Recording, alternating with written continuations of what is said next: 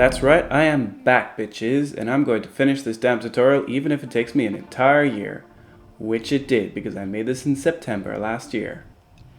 But anyways, I'm not going to waste any of your time, we're getting straight into it because I am modeling some clothing.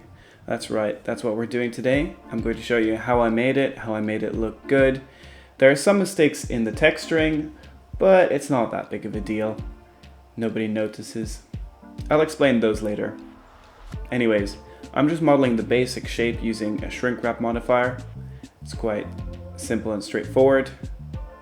I'm adding edge loops around all the holes just to make sure that it smooths out properly when I apply a subsurf modifier.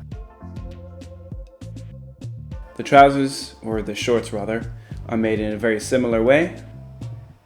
Anyone who's modeled clothing before will be very familiar with it. The shrink wrap modifier is a godsend though. Really helpful. You can also set it so that everything you touch sticks to the surface of the character. That's really helpful. You do it in this menu here. So I then added a solidify modifier to the shorts and to the top. It helped a lot just to thicken it out and give me a good feel for what the actual final clothing will look like. So then I started retopologizing. I took a plane and I made it green, and I also made it so it had backface culling turned on. So that means looking at it from behind, it would look invisible. That would be really helpful. Then I used the poly build tool to actually try and replicate something that has existed in Maya for a little while. It's called quad draw, and quad draw is amazing. It's basically what you use for any sort of retopologizing in Maya, and I love it. It's not perfect, but it's so much better than polybuild. I'm sorry, but Blender just ain't there when it comes to retopologizing. In fact, this took me so long to do that I eventually just stopped and just brought it into ZBrush and just used their Z-Retopo tool. It was way faster. I might do a video in the future talking about what makes quad draw so good and where polybuild can improve. But probably not, because I doubt anyone who's watching this is actually a Blender developer. I've tried using Retopoflow as well, and I really wanted to like it, but it's just so buggy and slow that it's not worth using at all. Maybe at some point in the future, but not for the moment.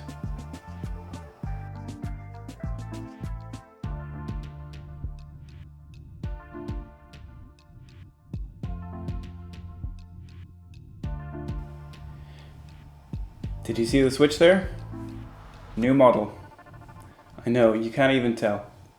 So then I just used the knife tool to cut off the excess and make sure that it fits. It took me a while to make sure that there was the same amount of vertices around the end of the head and the start of the neckline on the body, just so I could bridge the gap between them really easily.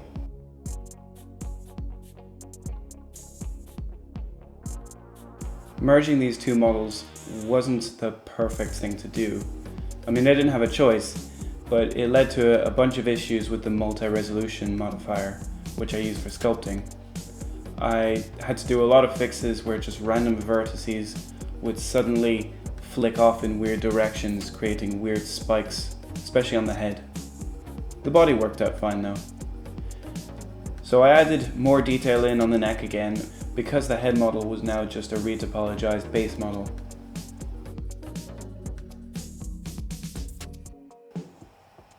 So once the sculpting on the head was done, I then went back to the clothing and finally sorted it out. I added a multi-resolution modifier, and then I just painted a mask covering the exact area of the torn clothing that I actually wanted to keep. The rest I would remove. It was a very fast and easy way of getting really nice looking tears in the clothing. And then I could clean up the tears and make them look like actual tears when it came to texturing.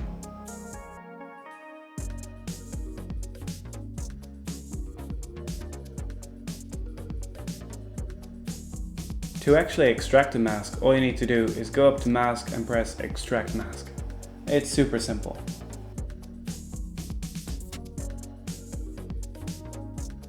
I then used the inflate brush just to bring out the model anywhere it was interacting with the actual clicker's skin, if you can call it skin.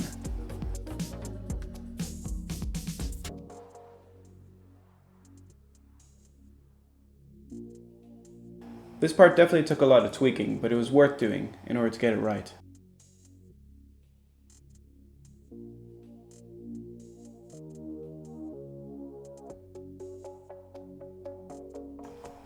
So at this point, I tried to simulate the clothing using what was at the time very new cloth simulation brushes within the sculpt tools. Problem was, they're shit. They just don't allow the amount of flexibility that the regular cloth sim allows. So I decided to simulate it properly using cloth sim. And I did the same thing with the trousers.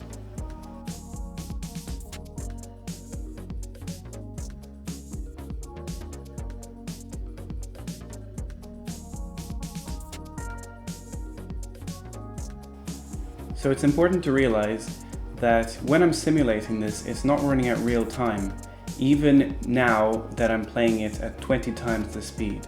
There was a lot of waiting around for this, but the end result was kind of worth it. I'll just go take a 5-minute tea or something. I then retopologized the clothing.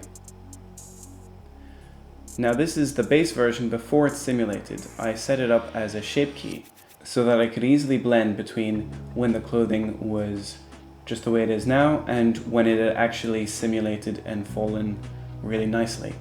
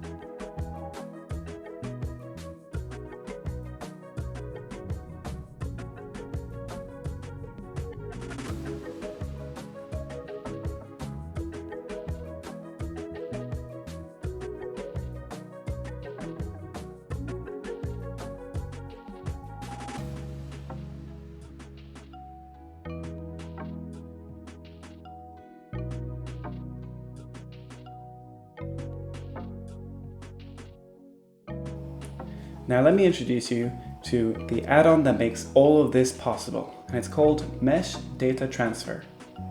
What it does is it allows you to transfer shape keys from one model to another, which means I can make the retopologized shirt fit into the form of the simulated cloth.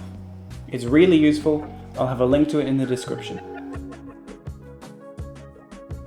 So the rest of the video is going to be pretty self-explanatory, so I'll just let it play out.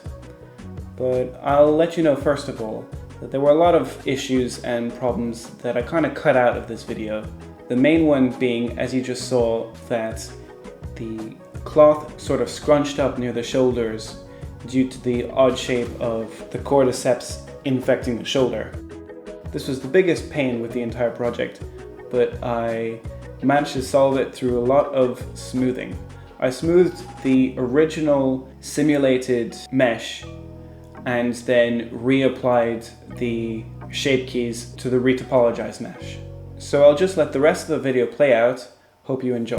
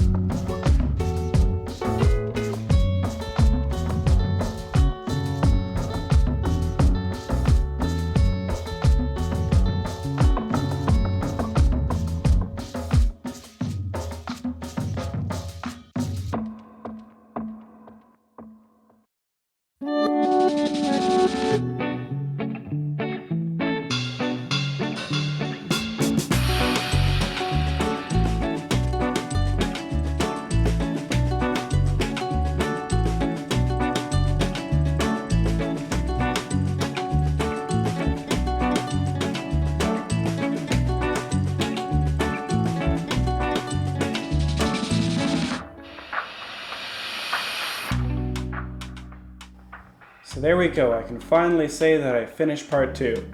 It only took me 9 months. I'll get part 3 edited and out as soon as possible. It won't take another 9 months. Cross my heart, hope to die.